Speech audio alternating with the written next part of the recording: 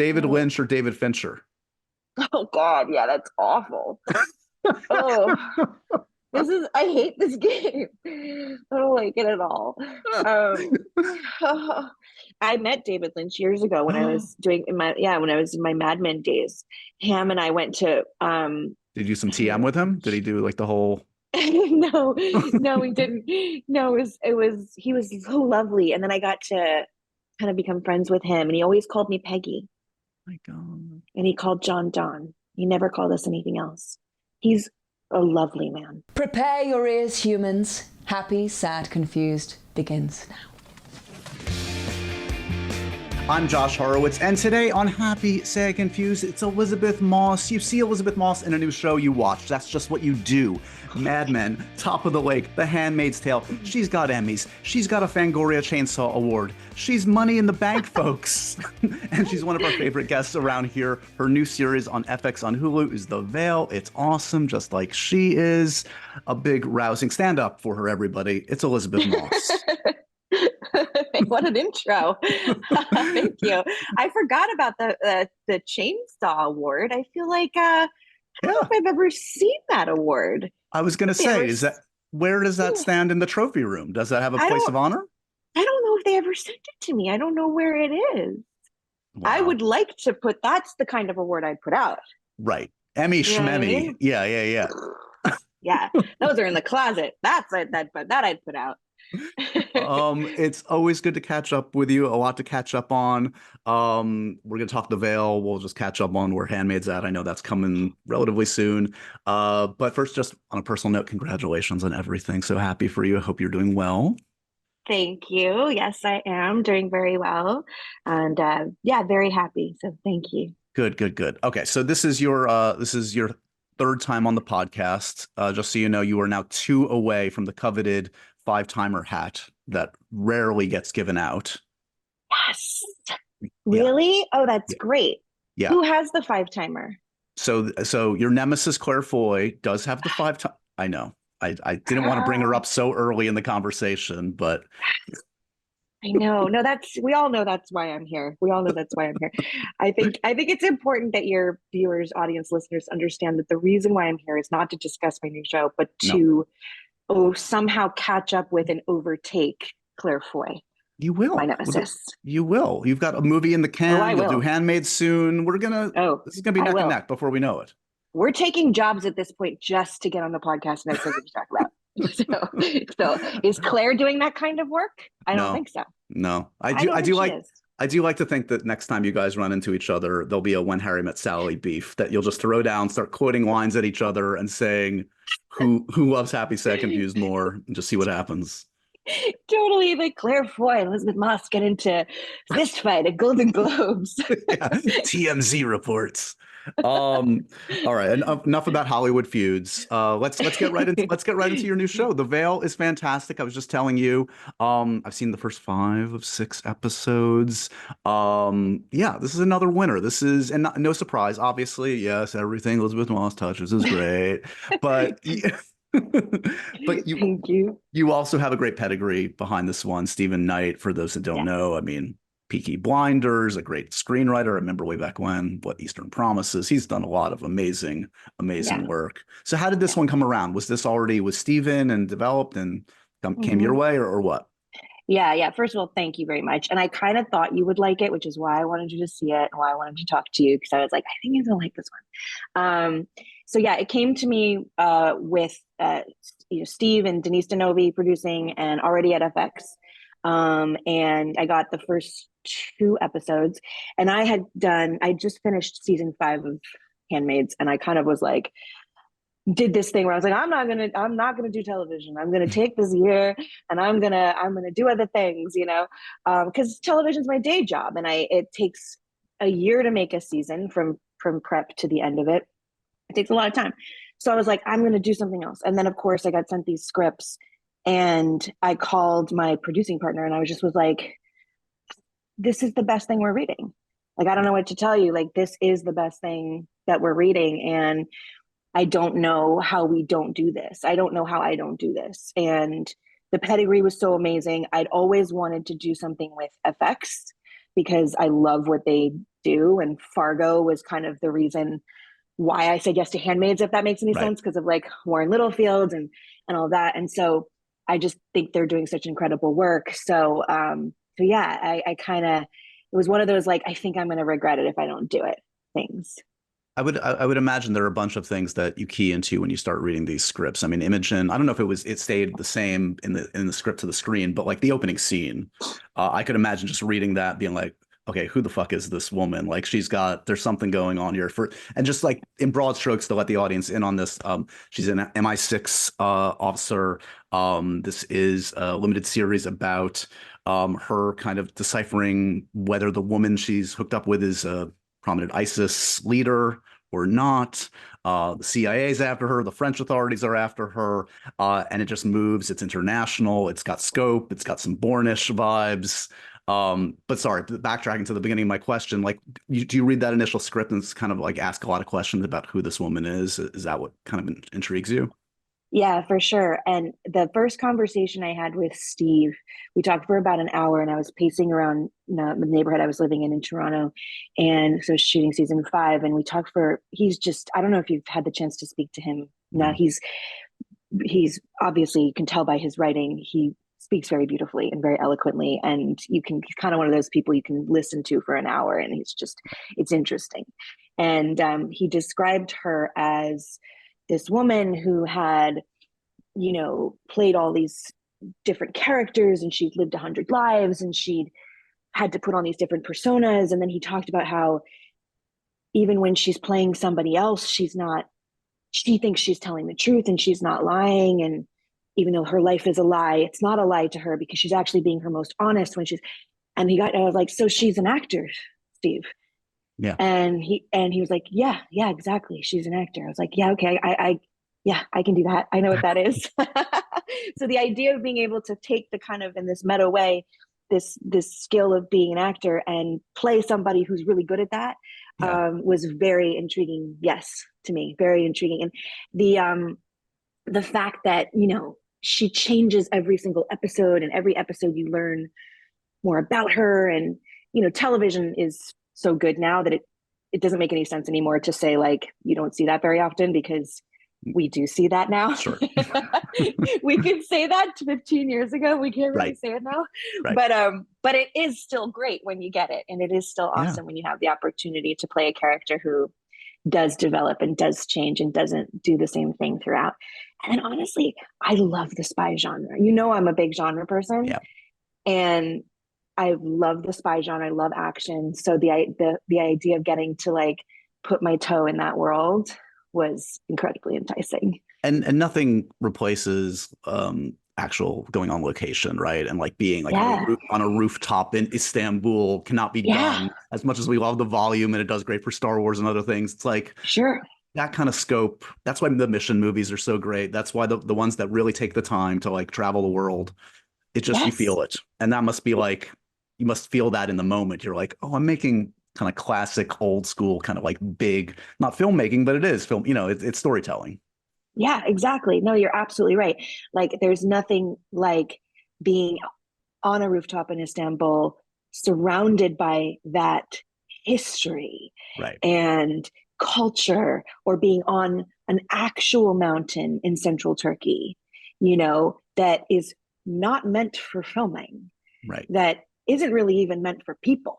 Right. And, and having to get an entire crew up that mountain, it's different. It feels different. It's a lot harder. It's obviously way more challenging than going to Vancouver, but or going to the volume wall, but I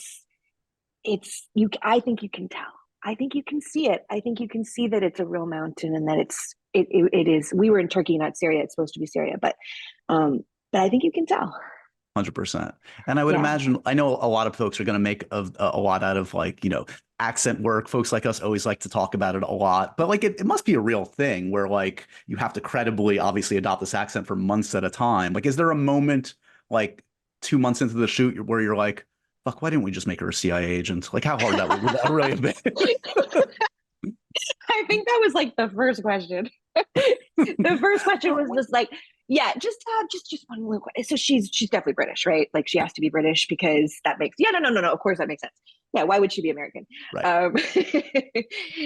Yeah, it never, I don't know. People, I guess, feel different about accents. Maybe Meryl Streep was like, this is super easy. Right. But I never quite find that they get easy. Right. I think it's constant work and constant vigilance. I started in September, and we started September of the previous year, and we started shooting in February. One of the first things I did was get a dialect coach and start working on the accent, because I was like, this is just going to take some time. Sure. You got to live in it. And I had Liz Himmelstein, who was my dialect coach, who's actually been mentioned on your podcast before. I just listened to your Juno Temple episode. I think Juno worked with her because she does Fargo. Right. Amazing on that too. Yeah. Obviously incredible. And she's like the one, like she did like Emily Blunt and like she's like the one.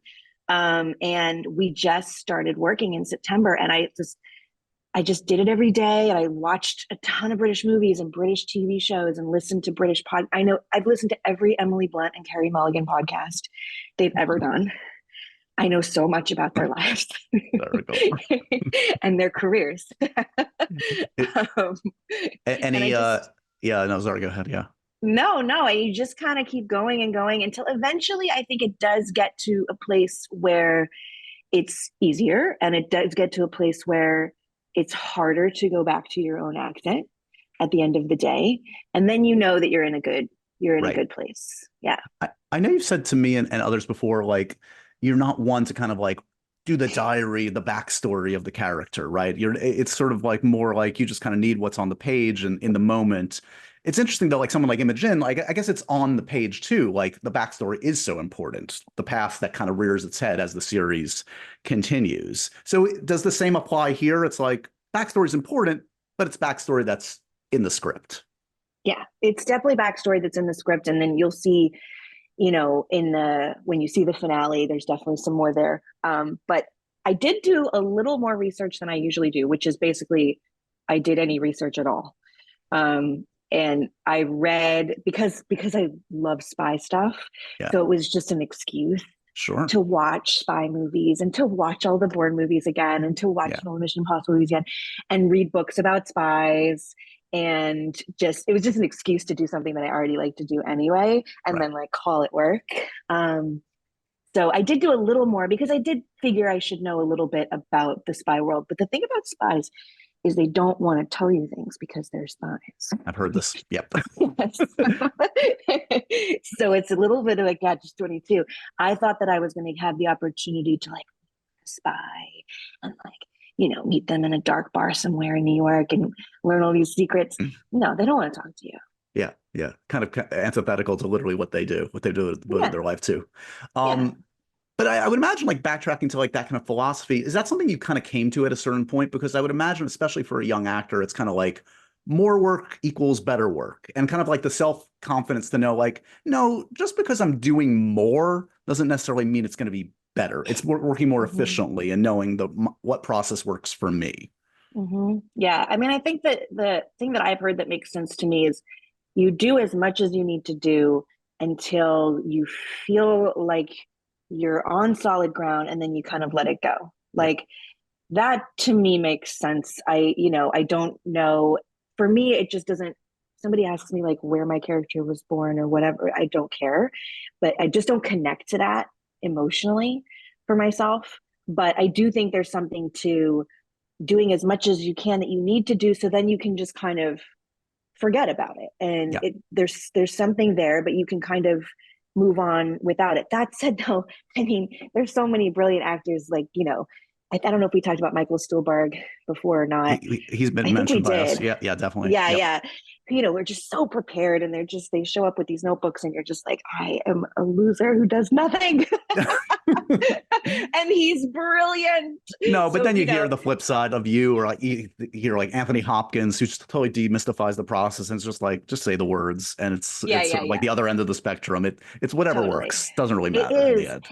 It's whatever works and whatever makes you feel like secure and that you know what you're doing on the day, and you can show up and you can do your job and support your other actors, you know, and be there and support the material. And whatever I think gets you to that place is what you should do. I probably think about it more than I admit. I probably think about it more than I know. You know, it isn't like I just show up and no, of course not. Yeah, like, you know what I mean? Like yeah. I do something, but I just don't have like a system. Yeah. I don't have like a thing. There are some stories about my mom's life that I truly never get tired of hearing, from hilarious to heartfelt, tear-jerking to plot-twisting. Her retelling of the events of her life always brings me joy. Just in time for Mother's Day, I found the perfect gift that captures all her stories for my family forever. It's called Storyworth. Storyworth helps you preserve precious memories and stories from your mom for years to come. Here's how it works. Each week, Storyworth emails your loved one a thought-provoking question that you get to help pick. Then Storyworth makes the writing process a breeze. All your loved one needs to do is respond to that email with a story. Long or short, it doesn't matter. You'll be emailed a copy of your loved one's response as they've submitted it over the course of the year. You'll get to enjoy the retelling of those stories you already know, or be surprised by stories you've never heard before. And after that year of fun, Storyworth compiles your loved one's stories and photos into a beautiful keepsake hardcover book that you'll be able to share and revisit for generations to come. You can even keep a copy of the book for yourself. Think about it. This is not just for you. This is for all your loved ones and the generations to come.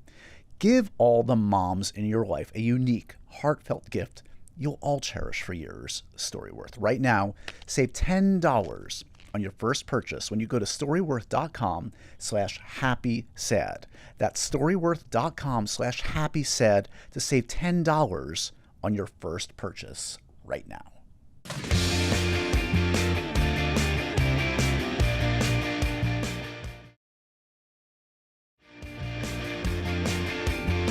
I would imagine some work goes into the action that is requisite to this role, and I saw your Kimmel appearance, so I know this was a tough one on you. You had a pretty rough experience with some intense action in this. I mean, I don't know which particular scene it was. I'm guessing, was it kind of like the big rooftops? It was the big rooftop. Yeah, of course. Yeah.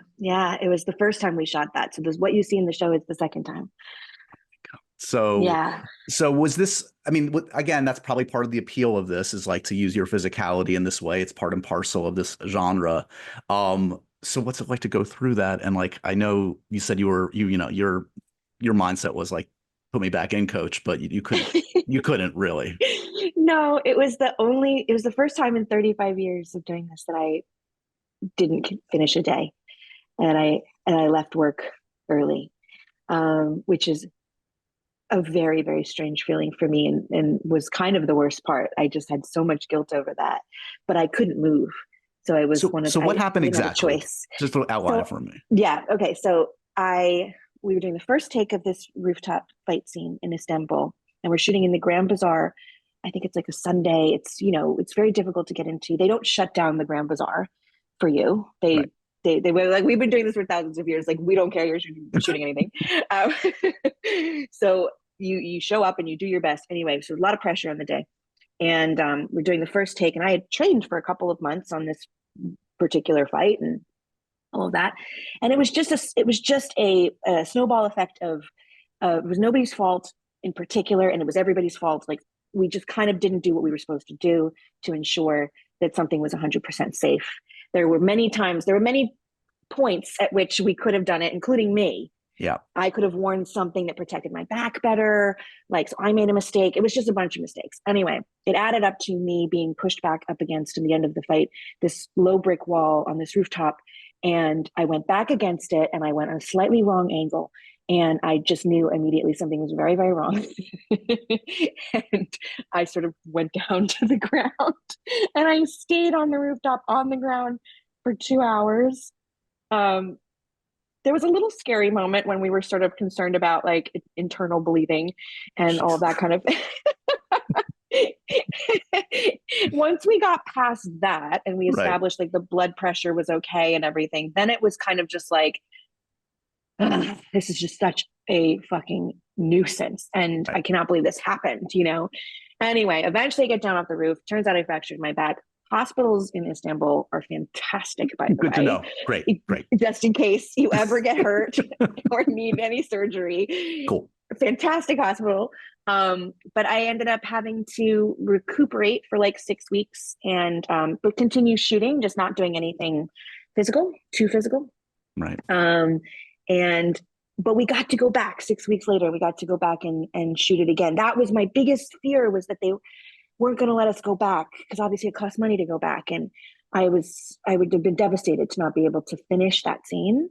Right. And, you know, and so I was so Must have been happy such we got an to amazing sense of accomplishment to get through it. And like, I'm okay. Because like that's going to fuck with your head to be in that moment. Like, is it going to happen again? Are we doing like the whole? Yes, totally. I mean, look, we you know, the whole wall now was covered in padding. I mean, it was like, you know, I was Right. sort of wrapped in bubble wrap the second time. Like it was, we shot it differently. Instead Sure. of doing it in one long take, we did it, you know, in sections, which is a Yeah. better way of doing things. So we did our best to make sure it went okay, but it definitely was. Everybody was like a little nervous the first time we did it. Everyone was kind of a little like on edge, and I was like, guys, it's okay. I'm not going to break my back. We're going to be fine. But yeah, it was an incredible sense of accomplishment to get to go back. And you sell it on screen. I mean, the badass poster. If I were you, I would be having that poster hanging in your living room. I mean, that's don't fuck with Imogen or Lizzie. I know, it's a really cool poster, isn't it? It is cool. It's pretty cool. I know FX marketing is like the top. They do such an amazing job. And yeah, that poster, if it wasn't a completely asshole move to have a poster of myself in my home, I would have that poster. No, it goes in the room with the Fangoria Chainsaw Award. I'm your new interior decorator. Exactly. No, the Chainsaw Award goes next to the bed. We've got the Chainsaw Award is in a prime position on the nightstand. The first thing you want to see when you wake up, the last thing and you the see last thing before I go to sleep. I want to see that chainsaw. So, I mean, we've been talking, you've been producing now for a minute, and all these shows have your production company as part of it. Like, is your involvement as a producer different on this than it has been on Handmaids or the other projects that you put your name on? Is it kind of now the same model, or was it particular to this project? I would say it's tricky. It's slightly different the way that they do things in the UK. And so that kind of changed things a little bit, which meant that I was even more involved than Handmaids, but it's impossible to be more involved than I am in Handmaids. So it's kind of, they're pretty similar, I would say. They're pretty similar. I would just say that this, you know, has been, as far as the process from beginning to end, I definitely have been on everything from the very beginning until now. I mean, like I said, we just are working on the last few episodes and finishing those to deliver. So yeah, I guess it's similar to Handmaids. I guess it's similar. Handmaids is so its own world and its own family and its own like living and breathing thing. So this is different in the sense of it's a new group of people you have to work with. But yeah, I think it's pretty much the same amount of involvement. So that gives us a segue into Handmaids, and like, yes. I mean, so that is, it's been a long time coming, but we're kind of getting there. I guess this is going to be the project later on this year that you start and finish. Is there a lot going on behind the scenes right now in terms of getting this? Like, where is Handmaids right now in terms of prepping for the final season? Very much so. Yes. It's funny because I get a little fan frustration come my way sometimes when people are like, where's Handmaids? Why isn't the final season? You know, which is like, means so much. I'm so glad. Like, sure. I'm so glad they're not like, ugh, there's another season. So it's great, but it's also like, I feel bad. And I want everyone to know that we're prepping it. We're working on it. We're trying. And yes, so we are prepping right now. And we start shooting this summer. But we started prepping, we started prepping it late last winter, scripts started coming in. But yeah, we're doing a bit of a pre-prep period because it's a final season. So it's a big season. So we wanted some additional time. And then I'm taking myself out of commission for a hot second, which delayed us a little bit, and then we'll start up. Can you say how many episodes? Are you planning to direct any? I'm sure I don't know what I can say. I guess is You're none the of that. I producer. guess You can say anything. You're the boss. They can't do yeah, Handmaids that's without right. you. That's right. I'm the boss. I don't know what I can say because we haven't announced how many I'm directing. Okay, but you will be directing. I'll text you and I'll tell you. Okay. This is where our friendship gets blurry because I'm All like, I good. would just tell you. It's okay. It's okay. Yeah, Well, yeah, let me say this. Handmaids, and you came up very recently. I had Sydney Sweeney on the podcast. She's oh everywhere right yeah, now, doing so much, and it's so sweet to hear her talk about truly watching you on Handmaids as both an actor and a producer and a leader be an inspiration to her as you see she's producing so much now and doing so many different kinds of projects. And I'm just curious, yeah, like seeing folks like Sydney, seeing McKenna, these young actresses, and you obviously started out right as a kid, to see them blossom and kind of learn, even just by example, seeing you, that must be meaningful. Yes? yeah, totally. That's super nice, by the way. That's awesome. But yeah, it is meaningful. I mean, I had women that I looked up to, coming up and that were producing like Sandra Bullock and Reese Witherspoon and, I mean, God, too many to count. And director actors and Jodie Foster and these people. And so I had women that I looked up to that kind of showed me like, oh, there's a whole other facet to this job that you can do. And sort of, I remember talking to Sydney years ago, just after she was on Handmaids. I remember talking to her because she said, I want to start producing, and having conversations with her and just kind of encouraging her and helping her in any way I could. So that's very nice of her. But yeah, it totally means a lot. To me, I'm like, that's not how I look at myself necessarily. So it's flattering.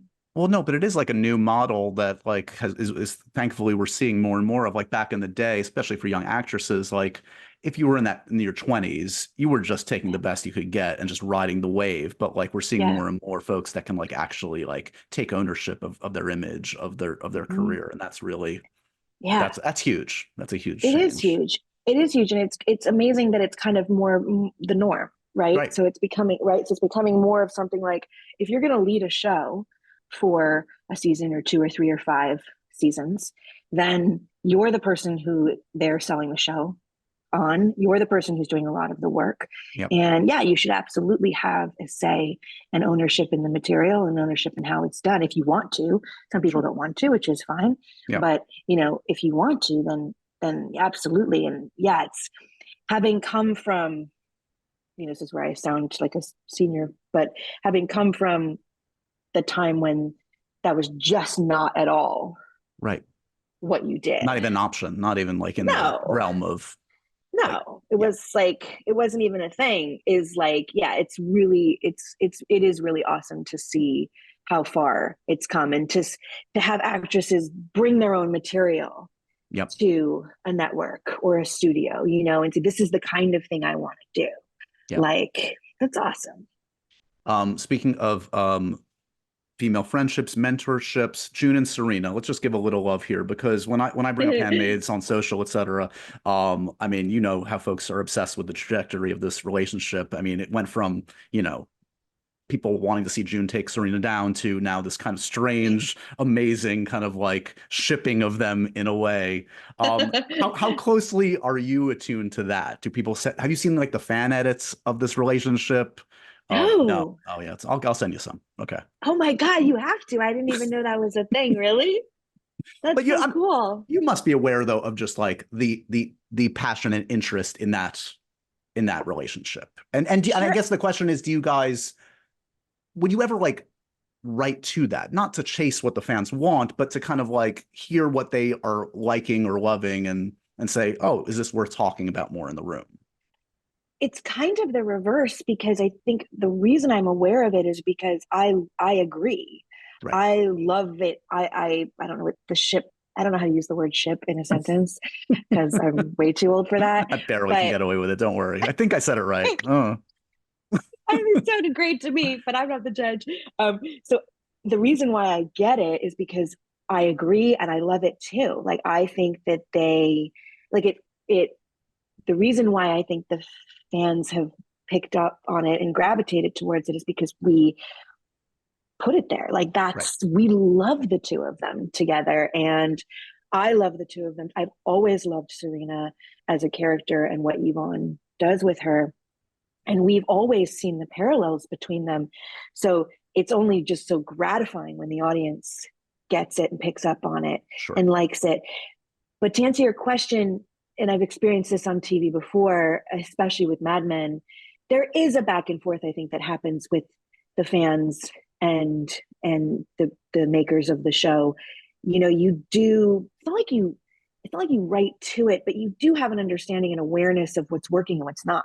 Sure. You know, and I mean, I'm not a believer in, I'm not making the show for anyone else but the fans. Like, I'm not making the show for, you know, the network or this person, or you're making it for the people who love it. Right. And so because of that, you are aware of course, what they respond to and what they don't respond to. And I agree with them responding to June and Serena so wholeheartedly, and truly believe that it is their show. Like I know it's June's story, it's The Handmaid's Tale, but I really believe that it's June and Serena's story. And we're very much going down that road in the final season. I'm the first person, even as a director, to be like, forget June, let's focus on Serena for this episode. You know, like I just think that Yvonne said it so well when she said there's no Serena without June, and there's no June without Serena. And that's so true. And so to me, the parallel stories I love that part of the show so much. So I totally agree with the fans on this one. I'm sure the shooting of the final season will be full of kind of full circle moments. In a weird, here's the dark twist. You're going to be shooting this potentially around the election. Oh, yeah. Can you imagine, which we've talked about this before, obviously everybody probably knows by now, like the beginning of Handmaid's came in that pivotal 2016 election. That's how we started. Yeah. Here we go again. How is this possible? I know that's how we started. And it was sort of, we were kind of naive and sort of, I guess as many people were, we were, you know, kind of like, well, we're making a TV show. Isn't it fun? It's based on a Margaret Atwood book. Now I think we're going into it a little bit more aware of the parallels and the relevancy and all of that. But yeah. I mean, we're used to being, you know, we're making a show about extremely relevant topics. Yeah. So we are used to being somewhat parallel or involved in, or just being aware of what's actually happening in the world and in politics. But yeah, this would be definitely a big part of the year for us. Yeah, for sure. This show is sponsored by BetterHelp. I have a question for you guys. How is your social battery right now at this very moment? Are you feeling drained? Are you teeming with energy? Why are you feeling the way you're feeling today? What's the right amount of socializing for you? Do you need to recharge? Do you need to be around people? Do you need to be by yourself for long periods of time? Therapy can give you the self-awareness to build a social life that doesn't drain your battery, that is healthy for you. Therapy can be so helpful. It's helped me, it's helped my loved ones, and it can help you. So if you're thinking of starting therapy, give BetterHelp a try. It's entirely online. It's designed to be convenient and flexible and suited to your schedule. All you have to do, and they make it so easy, all you have to do is fill out a brief questionnaire and you get matched with a licensed therapist. Plus, if the therapist isn't for you, all good. You can switch therapists at any time for no additional charge. BetterHelp makes therapy easy. It takes that stigma away finally. Find your social sweet spot today with BetterHelp. Visit betterhelp.com/HSC today to get 10% off your first month. That's right. BetterHelp, HELP.com/HSC. Give therapy a try today.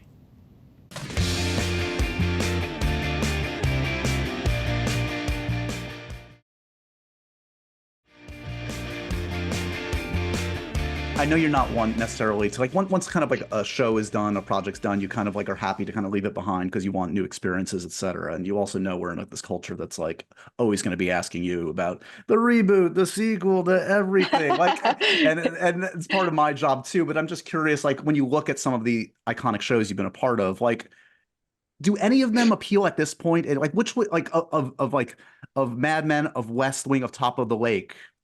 Do any of them appeal in the smallest degree to that would be interesting to revisit in some way at some point? Top of the Lake, for Yeah, sure. that's your favorite For sure. character, basically, right? Yeah. I mean, that's it, just working with Jane. Like, I don't know if it's my favorite character, but working with Jane is just like, you know, the holy grail. So I haven't done it in too long. Like, I need to work with her again. It's been too long, and we've maybe about like once every couple of weeks, I think about doing another season of Top of the Lake. It was something that we kind of talked about at one point, and anyway, I owe someone an email. Okay, fair enough. Yeah. Because I just think that story it has a natural conclusion to it. It has a third round to it, and I think returning to that I just think it'd be so interesting. That's not to say that, like, you know, of course I miss Mad Men, and of course, sure. I love Peggy's probably, I mean, I don't know how you say who's your favorite character, but just as far as a show and a story that has more to tell, I think Top of the Lake has more to say for sure. We've talked also about Invisible Man and you and Lee creating such an amazing, like the last pre-pandemic ginormous hit. This is a movie that made 20 times its budget that does not have a sequel greenlit. And I know last time you were on the pod, you said you and Lee were at least talking about it and trying to crack it. Have you cracked it? Where are we at? So here is me going to try to craft a response. Okay. That tells me everything, but go for it. We are, I would say, and by we, I mean Blumhouse and my production company. Lee's doing, I think, Wolfman. Yeah. Right? Yeah. They're shooting right now. Yeah, exactly. We are closer than we have ever been and to cracking it. And I feel very good about it. And we are very much intent on, you know, continuing that story for sure. Now, again, this is probably another tough question for you to answer, but so he is doing Wolfman right now. There's no chance that I'm going to see you pop up in that. Is this like collective monster universe thing that we're seeing crafted? I would love that. I wish. Okay. I think that's the idea for Universal in the future, if you know, Wolfman goes well and all that, but is to kind of revive that universe. But no, I unfortunately I have not been asked to be in Wolf. I would love to. Aren't they shooting in New Zealand? Oh, are they? Yeah. And Christopher Abbott, who's been like one cool, like, you know, mainstream part away from like killing it. Yeah. Yes. I'm so jealous. And isn't Julia Garner in it? Yes. I mean, come on. Come on. Look at that. I mean, she's literally the tops. Yeah. So, no, I won't be in this one, but if we can get this sequel happening, then maybe we can get a universe started. Look, we talked about the lovely progress for especially young women, production companies, and kind of like crafting their own careers. It also, like, here's my flip side of that. I said before, you know, Invisible Man makes 20 times its budget. Yet I don't see, I mean, look, you're doing amazing work on TV, and it's not any less than film, but it's kind of crazy you haven't led a film since being the star of a movie that was that successful. I know, it is kind of funny. So a funny thing happened where 2020 happened in the pandemic, and then everybody sort of got back to work. Some people got back to work. And this circumstance happened where I went back and did season 4 of Handmaids, and then I had a commitment to do the Apple show Shining Girls. Right. So I had to go right into that after, and there was no arguing about that one, no matter what I wanted to do. And then I had to go into season 5 of Handmaids because obviously Hulu was like, "Can we make another season, please?" So this circumstance happened where I ended up doing 3 seasons of television back to back. Actually, now it's 4 with The Veil. Right. It's kind of one of those things of like, you're obviously not going to complain, Right. because then you're a total fucking asshole. And I've loved doing that work so much, but that is kind of what's put me in a place of what you just said. Yeah. There's There only so have much been, time. Yeah. yeah, like there have been things that I could have done film wise that I wasn't able to do because of these commitments, which again, extremely grateful for. But I'm kind of getting into a place now where it's starting to even out a little bit and go back to a little bit more, you know, hopefully Right. 50-50, which I prefer. I just did Max Minghella's movie. Of course, I was going to mention this. Yeah, so you've directed Max now. Turnabout is Fair Play. So excited he's back directing. We love Max around here. You know that. What was the experience like? This is Shell. Yeah, this is Shell. So this is a movie that he asked me to do last year, and he basically, I texted him and I was like, "When are you going to direct me in a movie?" And he was like, "Well, actually, I do have something to send you." And I was like, "Okay, so if I hadn't texted you, would you just like have This is how it works? sent it? Like, is this how movies are made now?" But he sent it to me. I think he was a little hesitant because of our friendship, and just hesitant that, you know, if I didn't like it, and I would feel bad saying that, and you know, he didn't want to cross that line. But anyways, he sent it to me. Thank God I loved it. It didn't have to be awkward at all. And was attached to it. And then there was this sort of long kind of, you know, thing of when are we going to make it, and financing and all of that. And then we got really close and we were going to make it. And then I found out I was going to have a baby. And I had to call him and say, I'm so sorry, but I'm not going to be able to do this movie. And I felt awful. And he, congratulations, blah, blah, blah. And then he was like, "Well, what makes you think you can't do the movie?" And I was like, "Do tell." So we just kind of rejiggered things a little bit and worked on, you know, kind of a little bit of the story, and made it possible for me to do the film when I was like 5 and 6 months pregnant, which is crazy. Amazing. Yeah. Surprisingly, you've never done the Happy, Sad, Confused, Profoundly Random Questionnaire, even in our many chats. So I'm going to do some rapid fire stuff for you. First, I'm going to do some film specific stuff here. So this is more kind of like taste or what you'd want to be a part of. Okay. Dune or Harry Potter? Dune or Harry Potter? Oof. I just rewatched a bunch of Harry Potters just randomly.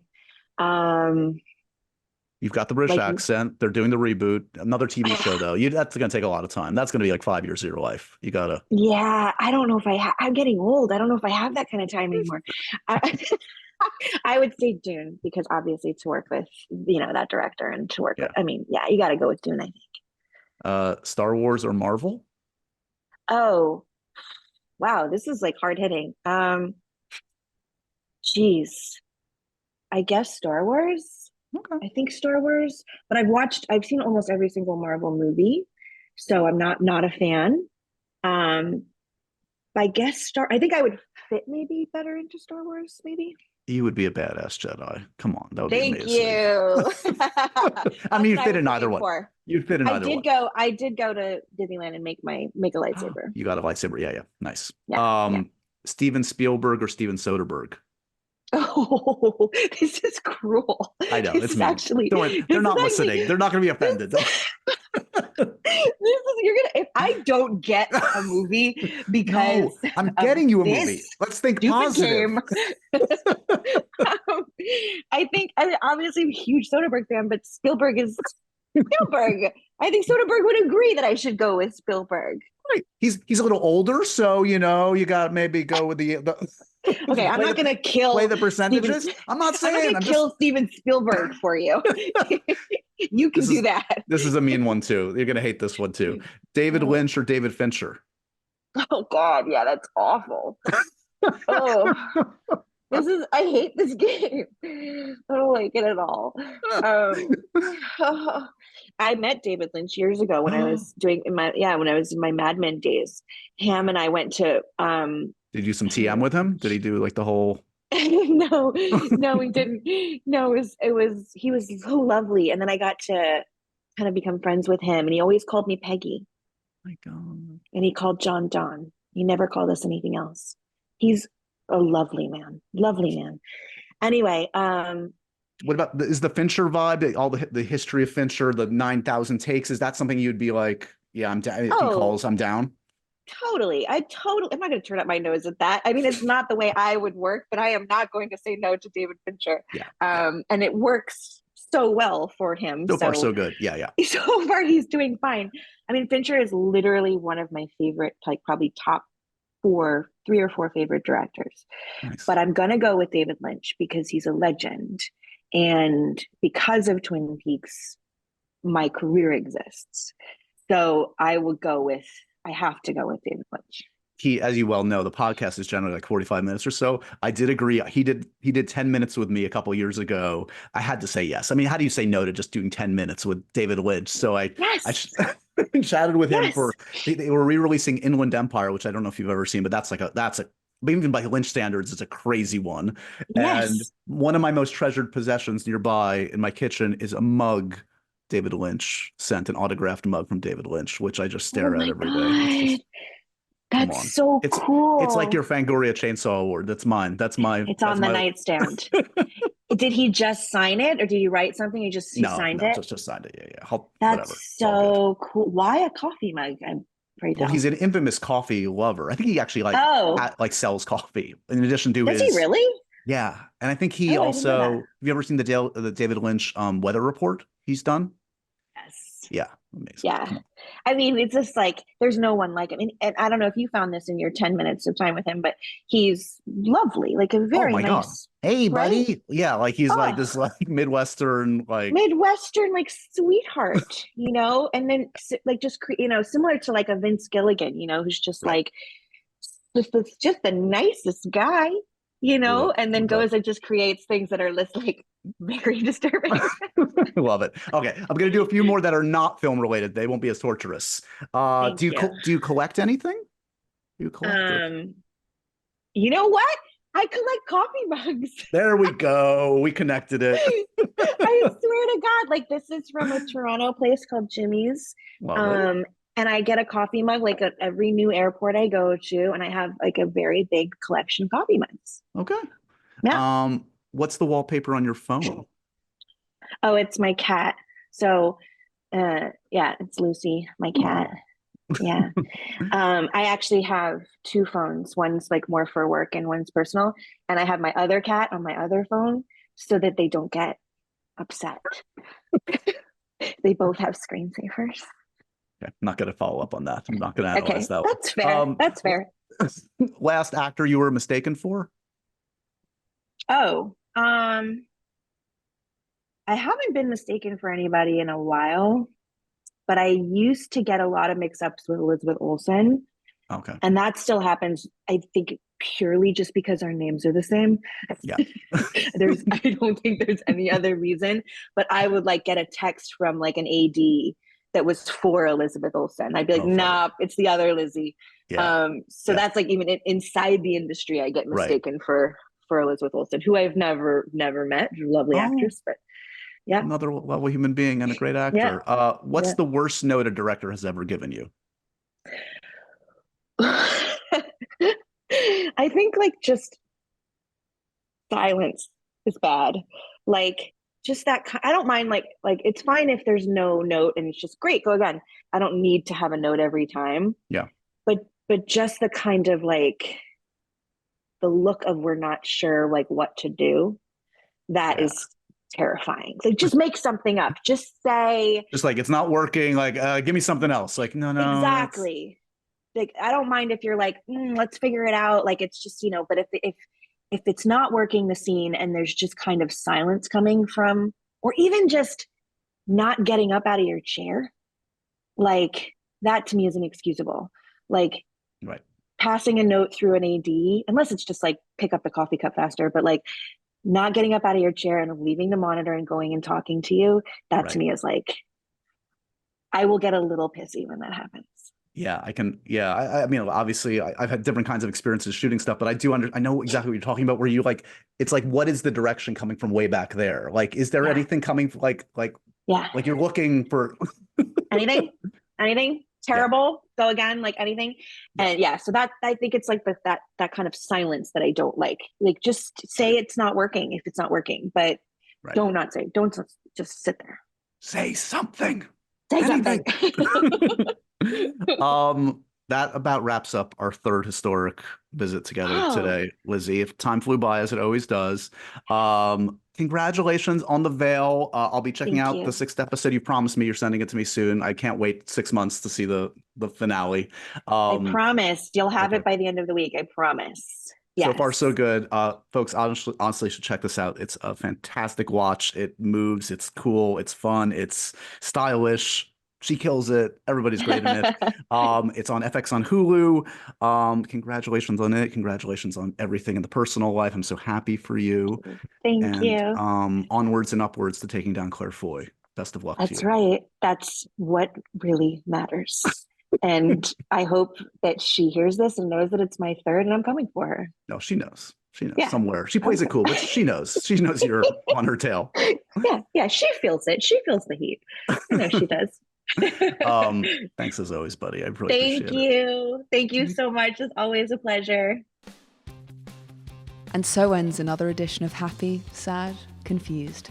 Remember to review, rate, and subscribe to this show on iTunes or wherever you get your podcasts. I'm a big podcast person.